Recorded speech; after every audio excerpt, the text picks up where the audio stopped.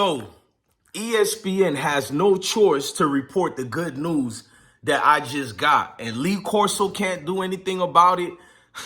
Tom Luganbill can't do anything about it. Paul Finnebaum and that watered down network known as ESPN, they got no choice to report the news that I'm going to report.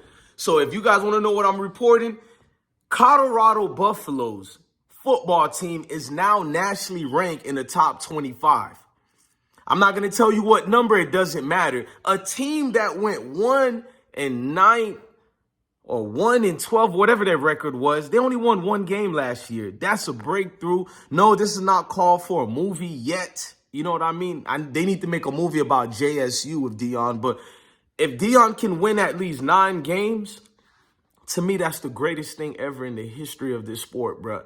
Look at the circumstances. Look at the high climates of where he had to rise and come from. All he's been getting is backlash from, he can't win for losing, win for trying.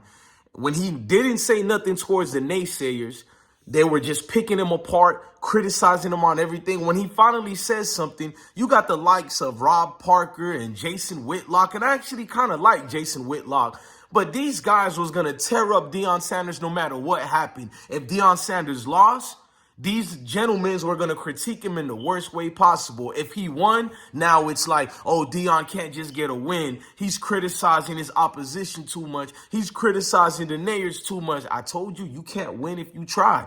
That's why I'm telling you, we're here. No more, we're coming. Look, what the team has done has been proven with motivation and belief in yourself. There's nothing that you can't accomplish. And that storyline needs to be the headline of every institution from elementary to middle school to high school to the universities out here. That needs to be taught. Self-awareness with self-esteem is a big issue we have in this country today. Many people don't believe in themselves, and you probably don't care that I'm saying that. But if your neighbors around you don't believe in themselves, that put you at risk to be at their problems or whatever they're facing in life. If everybody just believes in themselves, there'll be less crime, less problems that we have in this world today, less people hurting themselves. And that's all you need, someone who believes in you, a leadership, a guidance. But what do you get from the watered down network known as ESPN? You get people who try to nitpick on every little thing. And when you critique them, here comes the rest. Now, I apologize to Jeff Pearlman. Out of all of them, Jeff Pearlman is the one who had the right heart in it. But yes, there are a multitude of people coming at Prime of all ethnicities and races, not just white people. I'm glad my white supporters told me that. Bless one. What about the black ones who've been critiquing Deion? Oh, I went in on them this morning, and I'll continue tomorrow as well. Don't worry about it. They're in the top 25 nationally ranked. You know how hard it is to be in the top 25? We just seen Clemson took an educational purpose beating to Duke University. If you know anything about the history of Duke University football team, then you know how great that victory was. First of all, Duke, nationally known as an academic institution, you beat a well-known football. First of all, Dabo Swinney, he needs to get critique. He's not getting critique enough. If Dabo Swinney was Deion Sanders, do you know how much people would have been coming his way? Deion Sanders' team only won one game last year. You would think they won the national championship last year the way Prime Time has been getting criticized. While Dabo Swinney has been having nothing but 3 years in a row, back-to-back losing seasons, or 2, whatever you want to call it. He is no longer in the limelight. He's not the media darling anymore, but they damn sure make sure they don't overwhelm him with criticisms like they did Deion Sanders. I'm paying attention to all of this. Like Deion Sanders said, I said Deion Sanders, like Denzel Washington, I'm going to put cases on all you motherfuckers. You feel me? And I feel like when he says, I got the receipts, that's him being, you feel me, training day when he said, I'm going to put cases on all you mother.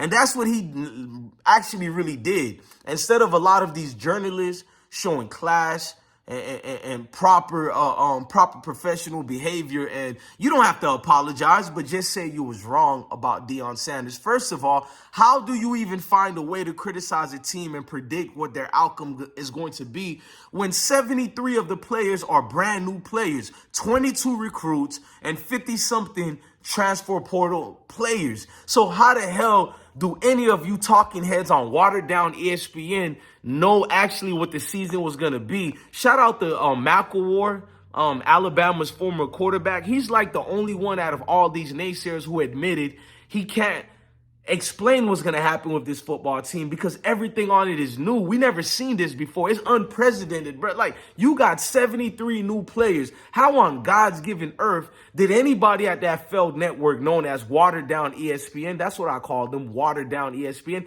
how did any of these skits knew, you feel me, what the outcome was going to be to any of these games to be? If you're a real talking head analyst, then you should have told the truth that we don't know what the outcome is going to be because we've never been in these uncharted waters before. You feel me? There has never been a team that's been so new like this except for Marshall when half their football team died in that plane accident during the 70s. Rest in peace to those fallen, you feel me, football players. Great athletes, by the way. But Marshall went through ups and downs after that season. It wasn't no miracle Disney movie like watered down ESPN likes to give us. It was an up and down season for those guys. And they have to regulate where, you know, freshmen could play now. No longer they have to wait the sophomore year. Man, go watch that movie. We Were Marshalls with Matthew. I forgot the actor's name, but you know who I'm talking about. But to see them try to judge Deion's team as if it was not a personal shot, it was a personal shot towards Deion Sanders. Because none of these guys really talked about the game. You got Lee Corso talking about,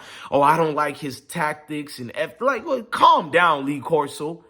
Unless we get to actually have a real personal conversation with those football players who played for you, I'm not taking your word as confirmation you were a great coach. First of all, you lost a lot of games. I've seen you echoing the sentiments. I went to this bowl game with Louisville. I went to that. That sounds fine, willing and dandy, but how much games did you lose that year? Let's knock it off, Lee Corso. You are not that much of a great football coach. You were just a great media darling and presence for entertainment. No difference from a king having a court jester to make him laugh. That's what you became. I'm pretty sure no coach in the world wants to become that. And I love Charles Barkley, but no coach wants to become a Charles Barkley / Lee Corso who's just here for a sheer entertainment. You want to be taken seriously as a leader of men. And that's what prime time has been. To get criticized for things that's not even pertaining to football is utterly disgusting. It's not professional at all. And these videos are going to keep coming by me because people have clearly spoken. I got a video I just did yesterday.